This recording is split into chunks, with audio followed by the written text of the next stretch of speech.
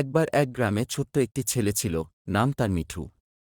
মিঠু খুবই চঞ্চল আর দুষ্টু ছিল। একদিন সে মাঠে ঘুরতে বের হয়।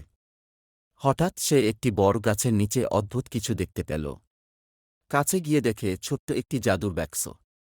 মিঠু খুবই উত্তেজিত হয়ে বাক্সটি খুলে ফেলল। বাক্সের ভিতর থেকে একটি ছোট্ট পরী বেরিয়ে এল। পরীটি মিঠুকে দেখে মুচকি হেসে বলল, তুমি আমাকে মুক্ত করেছ, তাই আমি তোমাকে 3টি ইচ্ছা পূরণ করার সুযোগ দিচ্ছি। মিঠু ভাবতে লাগল। প্রথম ইচ্ছায় সে চাই প্রচুর চকোলেট। পরীটি মুহূর্তেই মিঠুর সামনে চকোলেটের পাহাড় এনে দিল।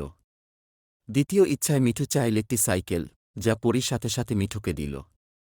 তৃতীয় ইচ্ছার সময় মিঠু একটু ভেবে বলল, আমি চাই সবাই আমাকে ভালোবাসুক। পরীটি হাসি দিয়ে বলল, তুমি যদি সৎ, সদয় এবং সাহায্যকারী হও, তাহলে সবাই তোমাকে ভালোবাসবে। সেই দিন থেকে মিঠু পরিবর্তন হয়ে গেল। সে সবার সাথে ভালো ব্যবহার করতে শুরু করল এবং ধীরে ধীরে পুরো গ্রাম তাকে ভালোবাসতে লাগল। মিঠুর জীবন হয়ে উঠল সত্যিই মজার এবং সুখী।